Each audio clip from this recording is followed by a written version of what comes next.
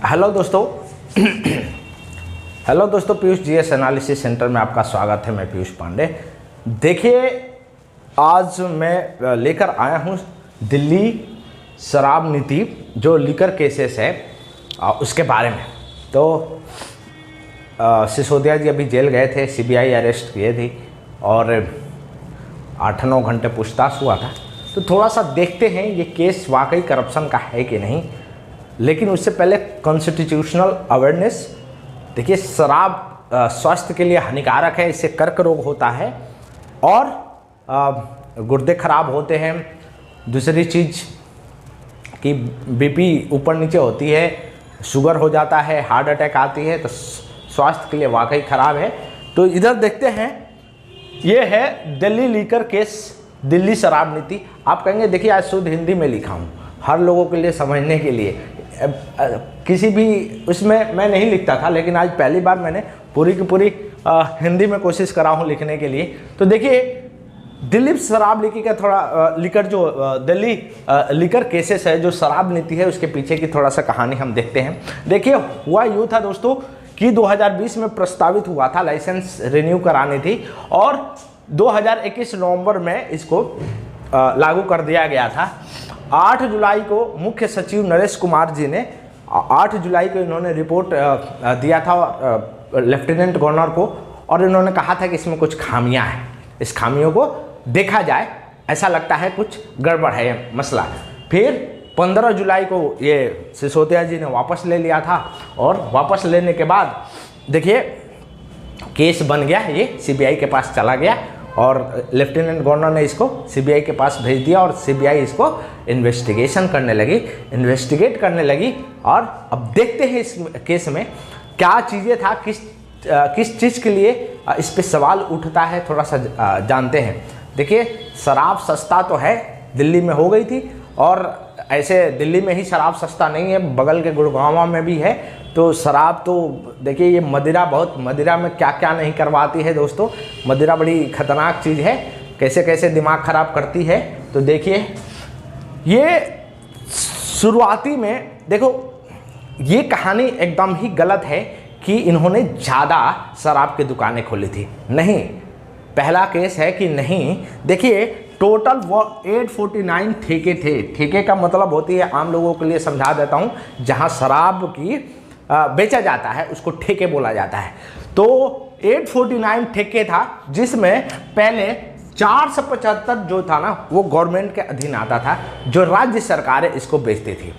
अब भाई, इस गवर्नमेंट ने ये कहा कि ये सरकार का काम नहीं है शराब बेचना। जी एकदम सही, सरकार का काम थोड़े है शराब को बेचना। ठीक है, अब देखिए, जो नई शराब नीति आई, ठीक है, इसमें हुआ क्या कि गवर्नमेंट ने कहा कि शराब अब सरकार नहीं बेचेगी, शराब अब निजी लोगों के हाथ में जाएगा। ये गवर्नमेंट का काम नहीं है शराब को बेचना। बहुत बढ़िया बात है। तो क्या हुआ, 32 जोन बनाया गया, 32 जोन बनाया गया और 27 जोन को दे दिया गया निजी लोगों के हाथों में, प्राइवेट लोगों के हाथों में, जो शराब को बेचेंगे। ठीक है, एमआरपी पे कहा गया कि भाई छूट है, एमआरपी पे कहा गया कि छूट है। अब देखिए, इसमें हुआ क्या, जो मनीष सिसोदिया कह रहे हैं या आपके गवर्नमेंट कह रही है कि इसमें हुआ क्या कि हमारे राजस्व बहुत आए हैं, मतलब इससे कर बहुत आए हैं शराब से, इस नीति से। तो भाई इतना कर आए हैं तो वापस करने की ज़रूरत क्या थी, और भी कर लेकर आते। एक पे एक फ्री चल ही रहा था, 2 फ्री कर देते। लेकिन कहाँ है गलतियाँ, मैं आपको समझा रहा हूँ। ठीक है, देखिए, कुछ चीज़ें था ना जो गवर्नमेंट यहाँ पे बदलाव किया था। इन्होंने क्या क्या बदलाव किया था, देखिए। पहले तो जो लोगों की एज है 25 साल पीने की, 25 साल पीने की, उसको घटा के 21 साल कर दिया था। ठीक है, अब 25 साल वाले पहले शराब पिया करते थे, 21 वाले भी, तो ये तो छुप छुप के पिया करते थे, लेकिन अब इनको लाइसेंस दे दिया कि भाई तुम शराब पियो। ठीक है, फिर दूसरा देखिए, जो शराब बेचने पर जो वैट मिलता था, जो राज्य सरकार की राजस्व है, तो वो 25% के आसपास थी, 25% के आसपास थी, और ये इसको घटा के 8% कर दिया गया। तो भाई आपको तो लग ही रहा होगा कि ये तो बड़ी गड़बड़ है। 25% पहले राजस्व मिलता था, 8% कर दिया, तो ये तो घाटा तो है। लेकिन दिल्ली सरकार ने एक नया नियम लागू किया, एक नए तरीके से। उसने कहा कि देखिए राजस्व तो ये वैट तो कम कर रहे हैं, लेकिन पहले क्या होता था, एक शराब की दुकान खोलने के लिए 6 से 10 लाख या 15 लाख इसके आसपास, करप्शन को छोड़ दिया जाए तो लाइसेंस के लिए इतने पैसे देना होता था। अब इसमें क्या हुआ कि एक शराब की दुकान खोलने के लिए आपको 6 करोड़, 4 करोड़ के से 6 करोड़ के आसपास आपको एक दुकान खोलने की इजाज़त थी। अब देखिए इतनी महंगी, 15 लाख से सीधे करोड़ों में पहुंच गई लाइसेंस लेने के लिए, और लाइसेंस को बार बार रिन्यू करने की बात चल रही थी। ठीक है, देखिए एक चीज़ तो ये थी। तो जब ये लागू हुआ तो वहाँ के जो उस समय के गवर्नर थे, तो उन्होंने कुछ अपनी रिकमेंडेशन दिया था। उन्होंने कहा था कि कुछ इसकी गलतियां हैं, 6-7 पॉइंट उन्होंने गिनाया था, और उसने कहा था कि इसको सुधार लो भाई। उसमें क्या क्या चीज़ें थी कि ये जो जोन बनाया था 500 मीटर, हर 500 मीटर में दारू के ठेके खोलना था। अब ये बोले कि भाई 6-7 गलतियां हैं, इस गलतियां को पहले सुधार लो। गलतियां क्या क्या थी? गलतियां एक तो ये थी कि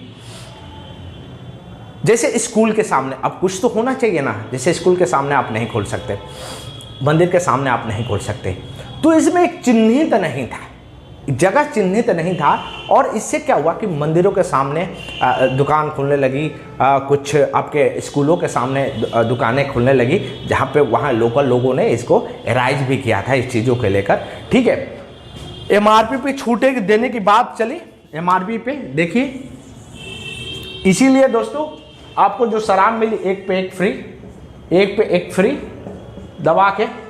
अब देखिए 13 mm। अब आप समझ जाइए कि जो इस समय में, इस काल में करीब करीब जो शराब पीने की जनसंख्या बढ़ी थी और जो लीटर में जो बढ़ी थी, आप इमेजिन नहीं कर रहे, ये 27% के आसपास अचानक शराब पीने में बढ़ोतरी हो गई थी। तो कारण ये भी हो सकता है क्योंकि देखो दिल्ली और हरियाणा में सस्ती शराब है, तो सस्ती शराब होने के कारण होता क्या है कि पहले दिल्ली वाले हरियाणा जाते थे, अब क्या हो गया कि हरियाणा वाले दिल्ली, यह भी तो हो सकता है कि ये बढ़ोतरी हुई इसलिए कि भाई हरियाणा से भी सस्ता हो गया। जब ये हरियाणा से सस्ता हो गया तो हरियाणा वाले ने क्या किया कि यहाँ पर आना स्टार्ट कर दी दिल्ली में, तो हो सकता है कि कंजप्शन है वो ज़्यादा बढ़ गई होगी। तो देखिए ऐसे गवर्नमेंट ने कहा कि 89,000 करोड़ 27% की टैक्स राजस्व में इनको बढ़ोतरी हुई है। ठीक है ना। तो गवर्नमेंट तो स्टेट गवर्नमेंट तो सही बताई कि भाई बढ़ोतरी तो हुई है उसकी राजस्व में, डेफिनेटली उसकी बढ़ोतरी हुई, लेकिन कुछ ऐसे पॉइंट है जहां पर थोड़ा सा शक पैदा होता है। जैसे 144 करोड़ रुपए की छूट दी गई थी, 144 करोड़ रुपए ये कहकर छूट दी गई थी कि जो कोरोना काल में जो घाटा हुआ था लाइसेंस धारियों को, उसके चलते 144 करोड़ रुपया के हम क्या करेंगे, छूट देंगे। दूसरा था 50 रुपये पर बियर पे, ये देखिए मदिरा का दूसरा है ये बियर। ये बियर में बोले जाते हैं ये पानी की तरह होता है, 7-8% अल्कोहल लोग कहते हैं इसमें। पीने वालों से मैंने पूछा था कि भाई ये क्या चीज़ें है, क्योंकि ये बनाने से पहले तो ये बियर वालों से पूछना ज़रूरी था, तो इन्होंने कहा भाई कि ये आता है जिसमें 7 से 8% अल्कोहल होती है। तो 50 रुपये पर केन में जो है ना ये छूट दिया गया था, और इंपोर्ट पास पे छूट दिया गया था, इंपोर्ट पास पे। तो लोगों को लगा कि भाई गजब है, तभी तो बियर और सारे चीज़ें छूट मतलब काफ़ी सस्ती हो गई थी। और यही कारण था कि जो नरेश साहब ने, जो मुख्य सचिव थे नरेश कुमार, इन्होंने एक रिपोर्ट पेश किया था लेफ्टिनेंट गवर्नर को। देखिए दो चीज़ें हैं, एक तो जब इम्प्लीमेंट किया जाता है पॉलिसी को ना, तो पॉलिसी को इम्प्लीमेंट करने के ब्यूरोक्रेसी को बड़ा साथ में लेकर चलनी पड़ती है, जो हमें यहाँ पर देखने को नहीं मिला। पहला बात तो ये। दूसरी बात कि जोन जो डिफाइन था वो जोन डिफाइन होना चाहिए था कि कहाँ पर खोलना है कहाँ पर नहीं खोलना है। तीसरी चीज़, इन्होंने वाकई एक जो गवर्नमेंट जो शराब बेचती थी उसको निकाल के निजी हाथों में सारे के सारे देना, ये भी ठीक नहीं था। लेकिन अब ये तो इन्वेस्टिगेशन की बात है कि इसमें चोरी हुई है कि नहीं। ये भी कहा गया है कि पंजाब का जो इलेक्शन था, जहाँ कुछ लोगों ने आप गवर्नमेंट को जो पैसे लगाए थे उस पैसे को फ़ायदा दिया गया था इस लाइसेंस में, निजी, ठीक है ना, निजी लोगों को फ़ायदा दिया गया था। तो ये देखिए ये कहानी है। चार्जशीट सीबीआई ने अभी तो फाइल नहीं करी है, बट अरेस्ट किया था, पूछताछ कर रही है क्या वाकई घोटाला है कि नहीं। देखिए कुछ ना कुछ तो, देखिए मैं ये नहीं कह रहा हूँ कि इसमें घोटाला है, लेकिन यदि लेफ्टिनेंट गवर्नर के कुछ पॉइंट पे यदि उनकी प्रतिक्रिया थी कि ये चीज़ें नहीं होना था, तो उसकी सलूशन करना ज़रूरी था, ठीक है ना। वापस लेने की भी ज़रूरत क्या थी, यदि इतनी ही बढ़िया था तो वापस लेने की ज़रूरत क्या था। इन चीज़ों को देखना चाहिए था। और देखिए शराब तो स्वास्थ्य के लिए हानिकारक ही है, इसको बढ़ाने से अच्छा है इंडस्ट्री को बढ़ाया जाए, अलग अलग एमएसएमई, छोटे छोटे एमएसएमई को, ऐसा चीज़ों को बढ़ाया जाए जो स्वास्थ्य के लिए, जूस के ही बोतल को बढ़ाया जाए, स्वास्थ्य के लिए, सबके लिए सही है। जो गवर्नमेंट में वो भी पिएंगे तो सही होंगे, और हमारे जैसे बंदे जो नहीं पीते हैं उनके लिए भी सही है दोस्तों। तो ये चीज़ें हैं, जूस की उस पर छूट दे दे तो जूस ही जूस बटेगी दिल्ली में, अच्छा रहेगा। लेकिन फिर भी ठीक है, ये है केस स्टडी, मैंने आपको सरल भाषा में समझाया है और यही था। अब आगे के देखते हैं, जैसे जैसे अपडेट आता रहेगा इसके बारे में जानकारी आपको देते रहेंगे। वीडियो पसंद आया तो लाइक एंड सब्सक्राइब करते रहिए। जय हिंद दोस्तों।